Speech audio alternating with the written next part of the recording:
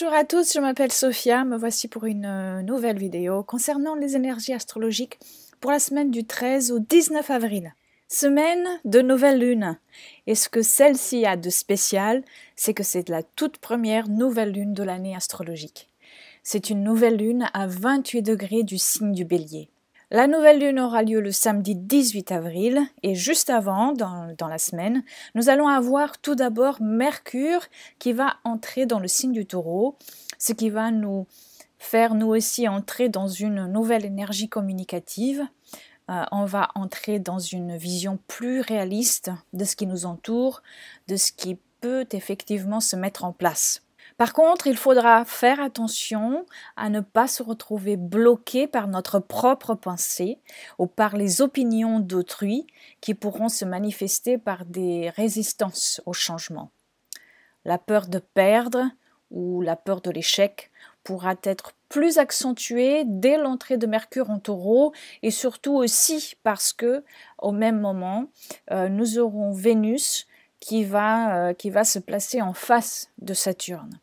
Cette semaine, nous avons Vénus opposée à Saturne en début de semaine et en carré de tension à Neptune au moment de la nouvelle lune.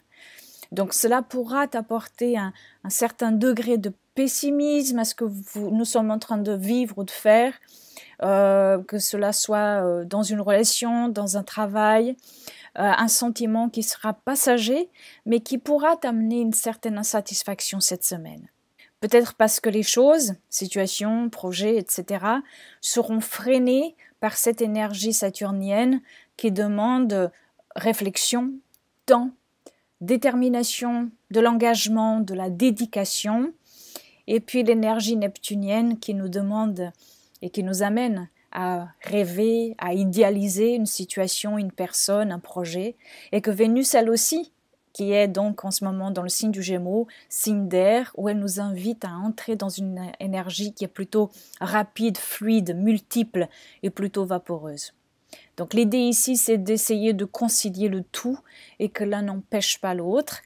Si cette opposition et ce carré vont nous freiner quelque part, c'est peut-être parce qu'il nous faut aussi regarder quelque chose de plus près et ne pas prendre des décisions sans y réfléchir vraiment sur le fond. Vous ressentirez cette énergie plus fortement si vous avez des planètes angles ou nœuds entre 3 et 8 degrés des signes mutables, c'est-à-dire Gémeaux, Vierge, Sagittaire et Poissons.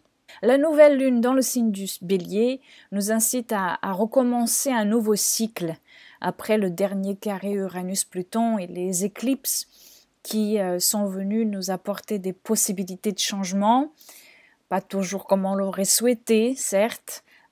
C'est à nous maintenant de lire entre les lignes et voir ce que l'on doit entreprendre pour cette nouvelle année astrologique.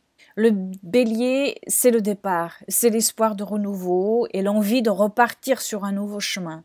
Rien n'est sûr, c'est vrai, mais la seule certitude qui nous habite est celle que beaucoup de choses sont maintenant différentes et que de toute façon, nous devrons accompagner le rythme. Rester accroché à une pseudo-sécurité ne sera pas la solution. Mars est la planète qui symbolise, qui représente cette nouvelle lune, puisque Mars c'est la planète du Bélier. Et donc Mars est dans un signe stable et pratique. Et pour cette nouvelle lune, Mars va voir l'arrivée de Mercure dans ce même signe, c'est-à-dire le Taureau.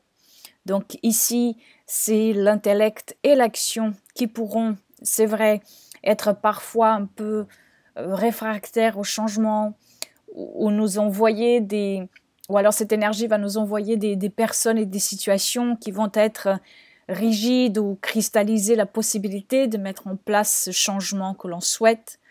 Mais ce n'est pas pour nous embêter que cela arrive, cela a un sens, même si ce n'est celui de lâcher prise.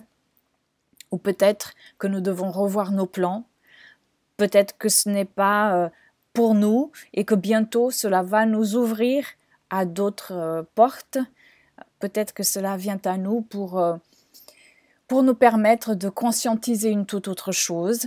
et surtout nous permettre de conscientiser pourquoi on fait ceci ou cela, et si cette action ou pensée correspond effectivement à nos valeurs et aux valeurs que l'on souhaite incarner à l'extérieur.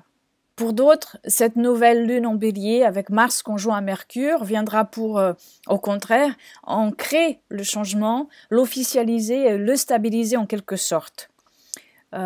Cette énergie Mars-Mercure ensemble en taureau vient pour nous éveiller à nos forces et qualités, pour nous permettre de les utiliser de façon pratique. Mars et Mercure seront en carré de tension à Jupiter pendant cette nouvelle lune, donc il faudra faire attention à une certaine démesure, à l'amplification ou à une certaine boulimie dans les actes, pensées et mots. La nouvelle lune sera plus fortement ressentie si vous êtes du signe ou de l'ascendant bélier, surtout dernier décan, mais aussi balance, ou si vous avez des planètes angles ou nœuds personnels entre 27 et 29 degrés du bélier.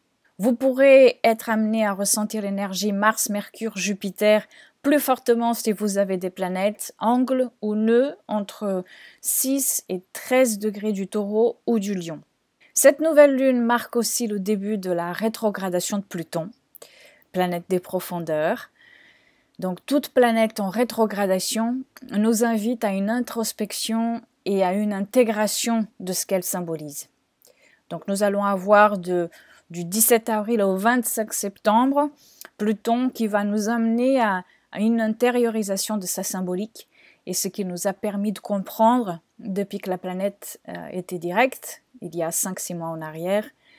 Et comme Pluton nous parle de peur, de crise et d'ombre qui mènent à la métamorphose de l'être, de la société ou du monde, nous allons avoir cela à intégrer en nous les transformations qui ont eu lieu dernièrement et un rapprochement de celles-ci avec nos peurs et nos ombres.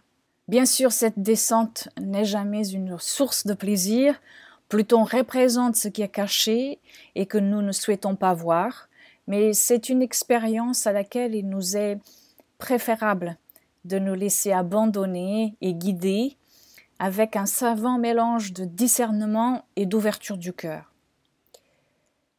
Quand nous sommes personnellement confrontés à cette descente, c'est une véritable initiation. Et c'est ce pouvoir-là que Pluton nous concède.